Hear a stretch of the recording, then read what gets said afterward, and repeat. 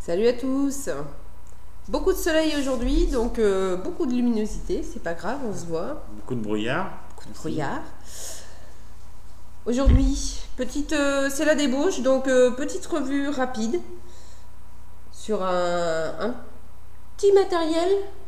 Un petit matériel. Un tout petit matériel qu'on nous a envoyé pour vous le faire découvrir. Donc on va parler de quoi? On va parler d'un Aspire BDC. Donc le petit, on dit Aspire, nous on dit pas Aspire. Nous on dit Aspire. Aspire. Voilà, nous on aspire. Donc BDC, Bottom Dual Coil. Bottom Dual Coil. Donc le petit CE5 de chez Aspire. Qui nous a été très gentiment envoyé par la boutique Intellivap. On vous met le blaze comme d'habitude. Comme d'habitude. Pas dans la tête de ma chérie, un petit peu plus loin. Voilà, donc on va faire ça. Voilà. On fait remonter un petit peu. Hop, hop. C'est bon. Alors, qu'est-ce qu'on peut dire? Que dire dessus? Alors, un cléromiseur du type... ça ressemble un peu à un Stardust. Hein. Voilà. Ça ressemble un peu à un Stardust. Un peu plus gros. Tout petit peu. Ouais, qui nous fait penser... Bon, avec une forme un petit peu différente. Ouais, une légère ondulation en haut, et puis la taille, il doit faire un petit millimètre en plus au niveau largeur, il est un petit peu plus gros qu'un Stardust classique. Donc sa particularité, c'est qu'il a un double coil, donc qui est bottom coil en bas. Voilà, on a un réservoir en PMMA recouvert d'un habillage métal, un drip type 510. Le réservoir d'une contenance de 1,8 ml. Un 8 Un 8. Un 8. Et un 8 ohms de résistance aussi. Donc les résistances, bien évidemment les consommables s'achètent, on peut les trouver sur le même site. Donc on peut les avoir soit en 1,8 ohm ou 2,1 ohm. Elles sont à 2,49 € l'unité. Oui. On n'a pas parlé du prix du CE5. 6 €.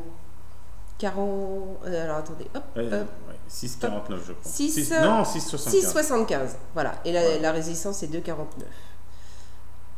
Voilà. Tout à fait. Tout à fait. Alors. J'ai mis un petit drip type plus rigolo quand même. Écoutez, j'ai mis du juice, j'ai un petit peu anticipé, c'est pas grave, on va quand même le démonter. Donc les résistances sont propriétaires. C'est-à-dire que n'allez pas dans une autre marque pour essayer de trouver les mêmes, vous ne trouverez pas les mêmes. Donc c'est les résistances de chez Aspire. Donc comme ma chérie vous l'a dit, vous pouvez les acheter à l'unité ou bien avoir un petit pack de 5. Ça réduit un petit peu le prix de la résistance en l'achetant en boîte, directement de 5. Voilà, donc on a la base, un peu comme un Nivode, un peu comme un Nivode. Voilà, la résistance est au-dessus, donc elle est légèrement différente de celle de l'Ivode ou du ProTank. Par contre, ce qui est intéressant, c'est que dessus, on a un numéro de lot et on a aussi donc la valeur de la résistance 1,8 ohm. Et entre parenthèses, on a 3,0 à 5,0 volts. Donc ça veut dire qu'elle est préconisée entre 3 et 5 volts. Il suffit juste de la dévisser, voilà, d'en mettre une neuve, de la revisser et c'est reparti, tout simplement. Donc ça va, 2,49 €. C'est un petit peu plus cher que celle des ProTank. Mais oui, c'est vrai. C'est quand même quelque chose que l'on change pas tous les jours. Donc la résistance, je sais que nous, quand on a commencé à vaper, les résistances, on les changeait toutes les 3 semaines, voire un mois. Voire un mois, oui. Et encore même plus, on faisait un petit burn et puis on repartait pour une semaine ou deux. Donc on va la mettre sur. On va commencer sur une petite batterie toute simple. Ouais, c'est vrai. Après, on essaiera de monter un petit peu qu'un mode de monter au-delà des capacités indiquées. Alors on a un pas de Vicego, hein. Je sais pas si on l'a dit. Si, pas de Vicego, tu l'as dit. Je sais plus ce que je disais comme tu m'as coupé. Si, excuse-moi, t'as dit qu'on allait progressivement augmenter la patate. T'as vu que je t'écoute? Oui, mais les gens n'ont pas pu m'entendre. Donc il a dit qu'on allait progressivement augmenter la patate. On va commencer sur une petite batterie. qui nous envoie quand même 4 volts. 4,2 volts sur cette toute petite batterie. Ouais, 4,2, ouais. Bien cette petite batterie. Je sais même pas si on est chargé. On n'est pas chargé, donc. Pas grave. Donc on est sur un liquide en 80-20. C'est une grenade de mentholée. Alors, ben, pour du 80-20...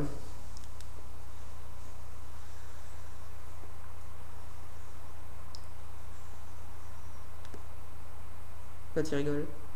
Je rigole pas, je te faisais la grimace. Ben, on a une belle vapeur. Tiens, mon loulou. On a une belle vapeur, on a une belle restitution d'égout. Et je sais même pas ce que tu as pris comme liquide. Ah oui. Je viens de le dire. Tu vois, je t'ai pas écouté pour une fois. Et voilà, et ben voilà, et voilà. C'est pas grave, je serai punie. Oui, puis du doigt. Je trouve l'airflow un tantinet serré. Ah pardon, je pensais à autre chose. Oui, je sais que tu penses à autre chose. Ah bon? Ouais, je trouve l'airflow un tantinet serré. Comparé à l'Evoque Glass, le nouvel Evoque, je trouve que l'Evoque Glass est un peu plus agréable au niveau de l'airflow. Mais ça n'empêche que ça va très bien. Ça va partir en couille, hein. Je vous le dis, ça va partir en couille. Non, non. Ouais, une belle restitution des saveurs, ça marche bien. Le goût est là. Fais voir que je me remette dedans parce que j'ai la tête ailleurs. Hop. Il faut dire aussi qu'on est habitué avec des drippers, des choses qui ont des gros airflows. Donc c'est vrai que pour quelqu'un qui a l'habitude de vaper sur des airflows assez serrés, ça peut paraître rien et pour nous l'inverse. Donc non, ça va, je trouve pas si serré que ça. Non, non, ça va. Pour un CE5, non, je trouve correct. Je tiens quand même à féliciter la plupart des marques. Quand on a commencé la vape, il n'existait que les Stardust et puis les Kangol T2, etc. Et c'est vrai que sur des entrées de gamme, on trouve quand même maintenant des produits qui sont quand même de belle qualité au niveau vape. Hein. Je ne parle pas au niveau des produits, il faut voir dans le temps si le PMMA tient bien, si les résistances durent longtemps ou pas. Mais au niveau goût, vapeur, je pense qu'il y a un réel effort de fait dessus quand même, hein, ça marche bien. Il y a un gros progrès de fait, je trouve. Après, bon, la forme, on aime, on n'aime pas. Moi, perso, je suis pas fan. Je suis pas super fan de la forme. Maintenant, il fonctionne, ça n'empêche qu'il fonctionne très très bien. Moi, je trouve qu'on a une belle vapeur, on a une belle restitution d'égout. On a une vapeur plutôt... Ouais, tiède froide, je pense, non? Plus tiède que froide. C'est bien ce que j'ai dit. Plus tiède chaude que froide. tiède froide, on va dire. Ah oui, on a une vapeur plus tiède. Alors c'est étonnant parce que on est pourtant en bottom coil. Je dirais entre les deux, quoi. On n'est ni chaud ni froid. Hein. Bon, comme ça, alors. Non, mais je dirais qu'on a des vapeurs qui tirent plus sur le tiède froid. Là, on est plus sur le tiède chaud. Mais c'est agréable, je trouve ouais, qui marche très très bien. Tiens, on va essayer sur un mode. Parce que là, on tourne sur la petite batterie. Oui. Donc, on était à 4 volts 2. On va essayer donc... On va essayer d'envoyer un peu la patate, voir jusqu'où ça tient. Allez.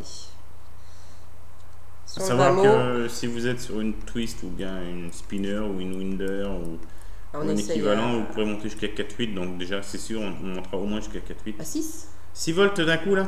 Non. Ah bah, écoute, on verra. Hein. Et maman t'envoie, là. Bon.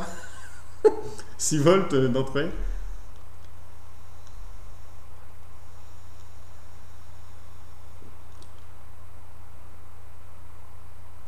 Bon, ça marche bien. Alors par contre, la vapeur est bien plus chaude. Mais ça va, j'ai pas de goût de chaud. La vapeur est plus chaude. Hein. Oui. Mais ça marche. Ça marche. Il tient le choc, pépère. Hein. 6 volts, ça marche bien. Voilà. On va faire un petit test en wattage, tiens. Moi, je vois pourquoi je l'enlève celui de ma chérie pour mettre sur le mien. Bah ouais, parce que le Vamo a le wattage variable. Ouais, mais comme moi je suis déjà réglé en watts, Il n'y a pas besoin de changer. Je connais mon menu. Donc, moi, je connais mon menu. Je connais pas le tien. Donc, sur un SVD.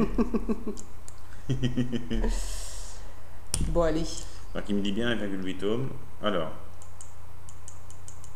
je suis à 11 watts. On monte à 11 pour voir. Mais non, mais j'étais en watts. Non, tu es en volts. Tu es à 6 volts. Non, je me suis mis à 6 watts. Ah, 6 watts, bah, c'est sûr, ça ne se fait pas avoir un goût de cramé. Autant pour moi. Autant pour moi. Et je suis à 11 là. Ah, il me dit rien, donc c'est attention surprise. Bah non. Et là, pouf. Non, bah non, je suis pas de crasse, moi. Je suis quelqu'un de gentil. Hein? Non, ça marche. 11 watts, ça marche bien. 11 watts, on a à peu près 5 volts, hein. Je pense qu'on doit être dans ces eaux-là. Ouais.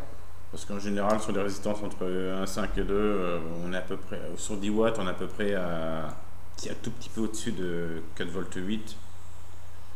Donc on doit être aux alentours des 5 volts. Ça marche bien. Donc ça veut dire que c'est bien, ça veut dire que sur une batterie à voltage variable, style spinner, twist, etc., c'est-à-dire que vous pouvez monter à fond, ça n'aura pas goût de cramer.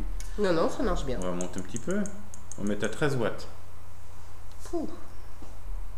Attention.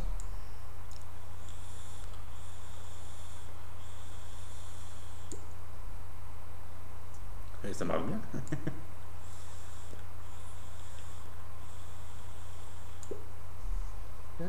Alors là, la vapeur est bien plus chaude. Mais on sent que ça envoie plus quand même. Hein. Ouais, par contre, la vapeur elle est chaude. 13 watts, ça commence à chauffer. Mais voilà, ça marche. Pour quelqu'un qui aime une vapeur bien chaude, ça marche. Ah oui.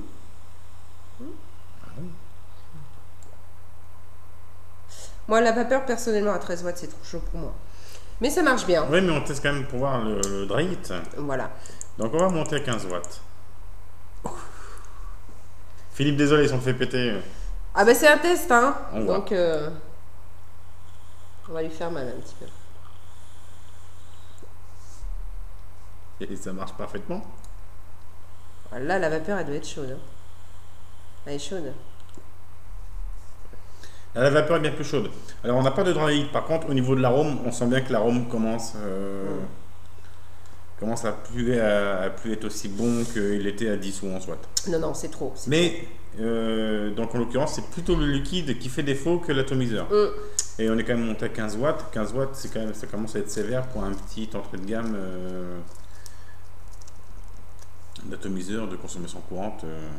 Ça commence à faire sévère. Hein. Donc, ben voilà, les petits loups. Bah, ça marche bien. Tout à fait. Le petit CE5 de chez Aspire. De chez Aspire, qui marche très bien.